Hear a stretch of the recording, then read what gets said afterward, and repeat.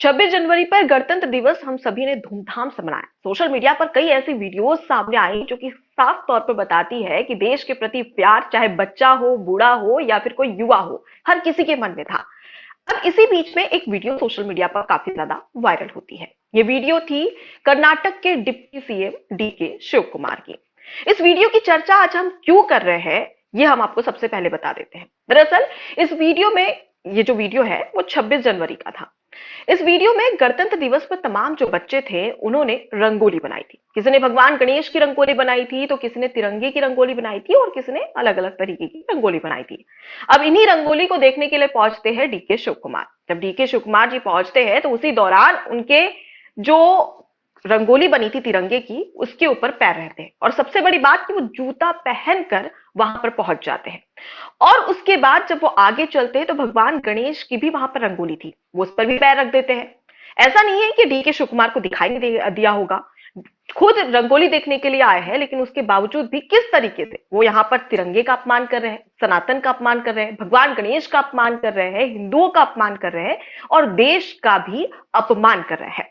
अब ये वीडियो काफी ज्यादा वायरल हो रहा है, जिसे लेकर जमकर क्रिटिसाइज किया जा रहा है डीके शिव कुमार को। इसी बीच में बीजेपी के स्पोक पर्सन है शहजाद पूनावाला, तो उनका भी एक वीडियो सोशल मीडिया पर काफी ज्यादा वायरल हो रहा है, जिसमें वो इसकी कड़ी निंदा करते नजर आ रहे हैं। यानी कि सिर्फ आम जनता ही बल्कि सियासत में भी जमकर घमासान देखने को मिल रहा है इस वीडियो को लेकर।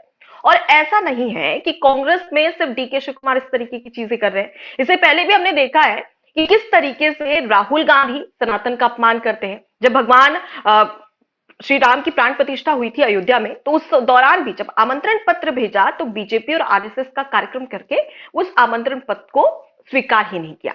और अभी तक के राहुल गांधी भगवान श्री राम के दर्शन करने के लिए अयोध्या नहीं पहुंचे। एक हो तो समझ में आता है, और मैं कितने ऐसे गुनाहों जिसको लेकर साफ समझ में आता है कि कांग्रेस नेताओं ने हमेशा से सनातन का अपमान किया, लेकिन आज तो देश की बात है। अब इसे लेकर मोहन जी आप क्या कहना चाहेंगे? देखिए, वैसे तो कांग्रेस का 150 सालों का इतिहास है। धर्मनिरपेक्षता के नाम पर सनातन विरोध की खाई खोदना। लेकिन डीके शिव कुमार ने ऐसा किया है, ये मुझे थोड़ा सा खटक गया, क्योंकि पिछले कुछ दिनों डीके शिव कुमार का मैंने एक बदला हुआ चेहरा देखा था। हालांकि ये अलग बात है कि कुर्सी की लड़ाई चल रही थी वहां पर, और डीके को ये उम्मीद थी कि अगर कांग्रेस उनका साथ नहीं देगी तो कहीं ना कहीं वो बीजेपी के साथ भी आगे जा सकते हैं। तो उनका एक सनातनी चेहरा नजर आ रहा था। मुझे याद है अभी काशी से उन्होंने संतों को भी आमंत्रित किया था, बकायदा उनके घर में संत पहुंचे थे। जिस महाकुंभ को जो बीते साल हुआ था प्रयागराज में, उस महाकुंभ में कांग्रेस के बड़े बड़े नेताओं ने छुट्टी मार ली, कोई नहीं गया। लेकिन डीके शिव कुमार अपनी पत्नी के साथ गए थे, इसे लेकर कांग्रेस में विवाद भी हुआ था। डीके शिव कुमार हाल ही में दक्षिण भारत के कई मंदिर में भी नजर आए। सदगुरु का कोयम्बटूर में मुझे याद है कार्यक्रम हुआ था भगवान शिव का, पिछली शिवरात्रि के दौरान गृह मंत्री अमित शाह भी इस कार्यक्रम में पहुंचे थे और डीके भी पहुंचे। तो डीके को लेकर इस तरह की बातें कभी सामने आई नहीं कि उन्होंने सनातन का अपमान किया हो। लेकिन जिस वीडियो की बात आप कह रही हैं, वो वीडियो मैंने भी देखा। वीडियो में स्पष्ट दिख रहा है, उसमें तो भगवान श्री गणेश की नीचे रंगोली बनी हुई है। डीके शिव कुमार अपने जूतों के साथ उसे रौंदते हुए आगे बढ़ रहे हैं। तिरंगा बना हुआ है, डीके शिव कुमार रौंद रहे हैं। और जब मैं इन तस्वीरों को देखता हूं तो मुझे वो दिन याद आ रहा है जब डीके शिव कुमार को गांधी परिवार ने इसलिए तलब किया था कि डीके शिव कुमार ने राज्य की विधानसभा में राष्ट्रीय स्वयंसेवक संघ का प्रार्थना गीत गा दिया था। और जिस प्रार्थना गीत की पंक्तियां ये कह रही थी कि देखिए, नमस्ते सदा वत्सले मातृभूमि दया हिंदू भूमि सुखम वर्धितो, हम क्या हम भाई उस मातृभूमि की वो करते हैं, पूजा करते हैं। इस पंक्ति के लिए गांधी परिवार ने डीके शिव कुमार को घुटनों पर ला दिया। और ऐसी बात नहीं कि ये हवा में बात बोल रहा हूं, स्टेटमेंट है। डीके शिव कुमार बाहर आते हैं और डीके शिव कुमार कहते हैं कि मुझसे गलती हो गई और मैं कभी गांधी परिवार के खिलाफ नहीं जा सकता हूं। वो जो स्टेटमेंट था डीके शिव कुमार का और आज जो आपने तस्वीर दिखाई है, इन दोनों के बीच में एक कनेक्शन। डीके शिव कुमार को मजबूर किया गया है। डीके शिव कुमार को साफ तौर पर यह कह दिया गया है कि अगर आपको कांग्रेस में रहना है, अगर आपको डिप्टी सीएम बने रहने, आपको प्रदेश कांग्रेस अध्यक्ष के पद को चाहिए है, तो आपको सनातन अपमान करना होगा, आपको संविधान का अपमान करना होगा, आपको देश का अपमान करना होगा। और ये आपके लिए वो सबसे महत्वपूर्ण नियम है जिसे आप फॉलो नहीं करेंगे तो आपकी राजनीति नहीं चल पाएगी। यही वजह है कि अब डीके शिव कुमार जैसे नेता भी, जिनकी जो नींव रही है वो कभी राष्ट्रीय स्वयंसेवक संघ से निकल कर आई है। बचपन में डीके शिव कुमार तो संघ की शाखाओं में जाते थे। तो सनातन अपमान आज इसलिए कर रहे हैं ताकि गांधी परिवार को खुश कर सकें।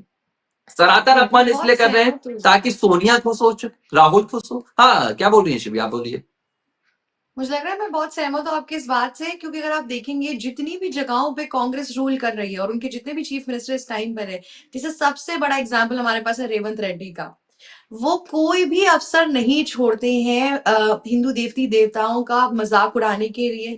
मुझे लग रहा है कि कांग्रेस ने एक पूरी नीति अपनाई है कि हम कैसे माइनॉरिटी वोटर बैंक को टारगेट करेंगे और ये बताएंगे कि हम सिर्फ आपके लिए ही खड़े हुए हैं।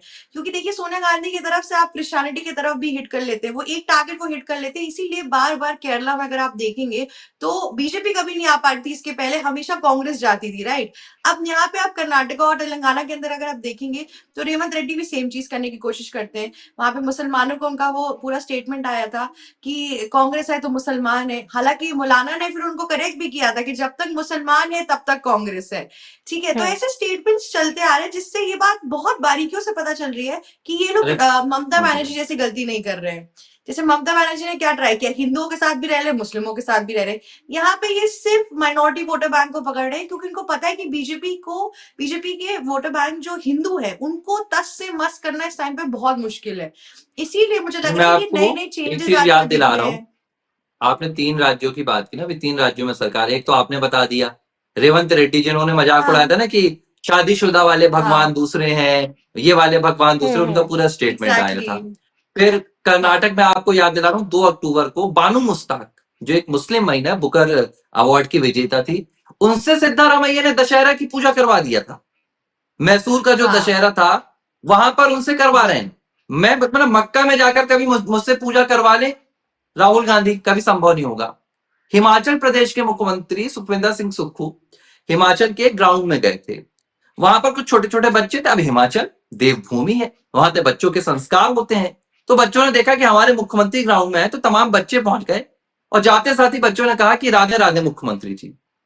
जवाब में राधे राधे बोलना तो दूर की बात है, सुखविंदर सिंह सुक्खू बोलते हैं कि राधे राधे मत बोलिया करिए। क्या बोला करें? कभी यही सुखविंदर सिंह सुक्खू उन बच्चों को जाकर कभी सिखाते हैं जो बच्चे छोटी छोटी उम्र में कहते हैं कि नहीं हमारे लिए तो अल्लाह पाक सबसे पहले है, हमारे लिए इस्लाम सबसे पहले है, हमारे लिए नबी सबसे पहले, उसके बाद दूसरा कोई और है।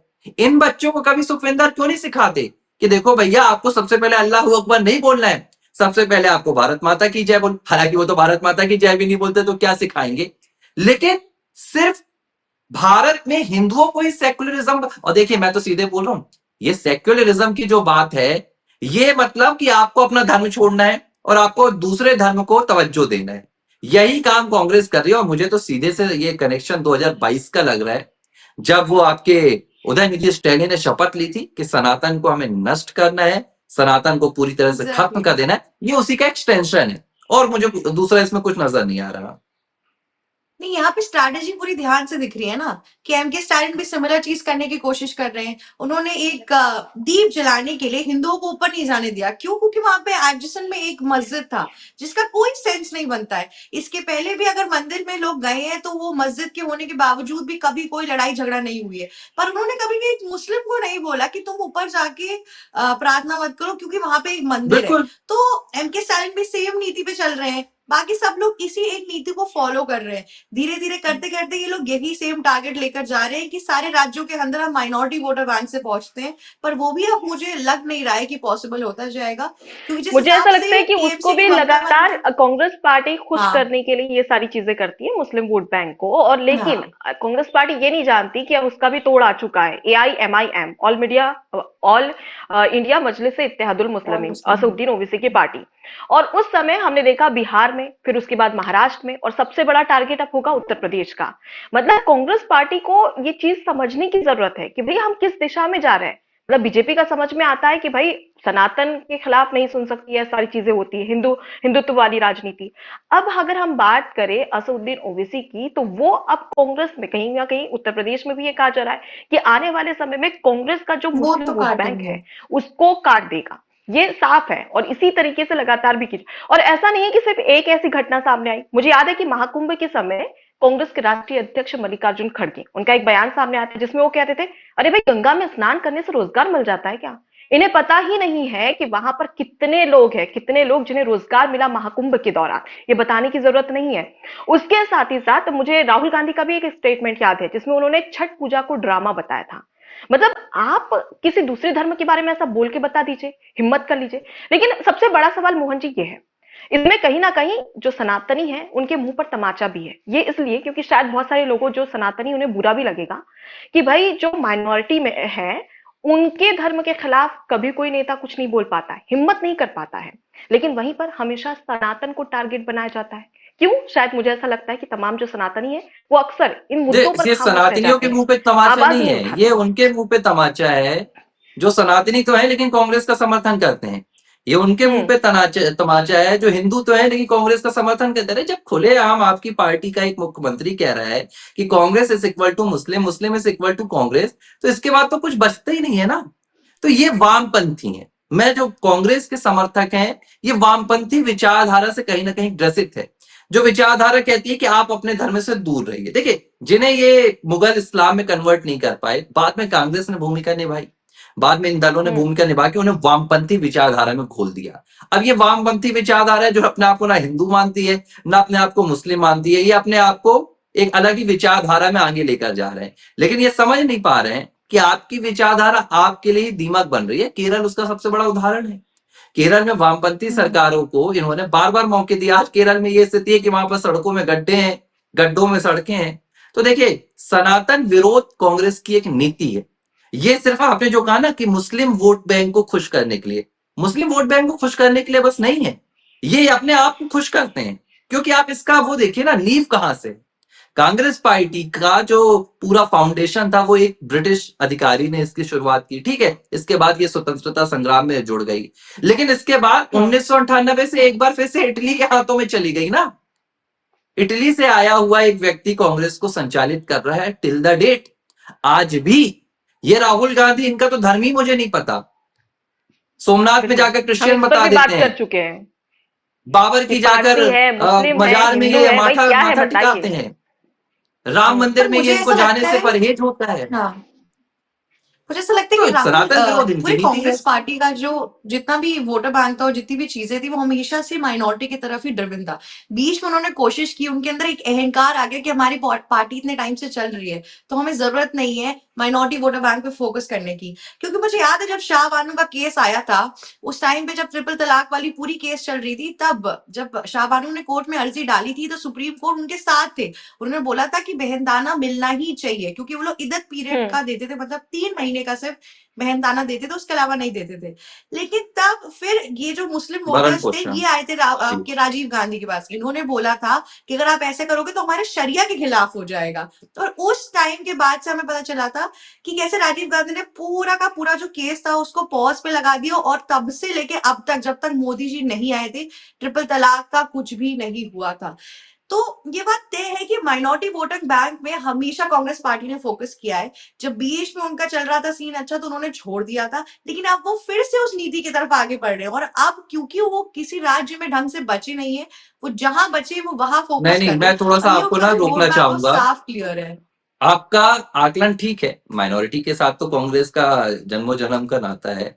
1937 में एग्जैक्टली। वंदे मातरम के टुकड़े करने हो, या 1923 में काकानाडी अधिवेशन में वंदे मातरम के खिलाफ खड़े होना हो मौलाना का, ये तो रहा है। लेकिन अभी समस्या ये हो गई है कि कांग्रेस के पास माइनॉरिटी भी नहीं रह रहा है।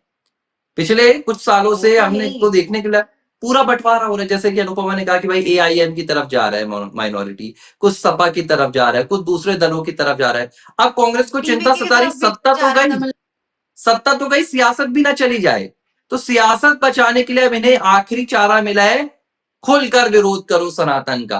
अच्छा, इनकी एक विचारधारा, मैं ये नहीं कह रहा कि हर मुस्लिम जो है वो सनातन विरोध से खुश होता है, लेकिन कांग्रेस चाहती है कि ऐसी विचारधारा बनकर आए जहां पर सनातन विरोध को मुसलमान अपना विकास समझे, जहां पर हिंदू विरोध को ही मुसलमान अपनी जीत समझे। इस विचारधारा के साथ कांग्रेस सनातन का विरोध करती है, हिंदुत्व को अपमानित करती है। और डीके का ये वीडियो मुझे लग रहा है कि अब उसी की पराकाष्ठा का एक और उदाहरण है। बिल्कुल।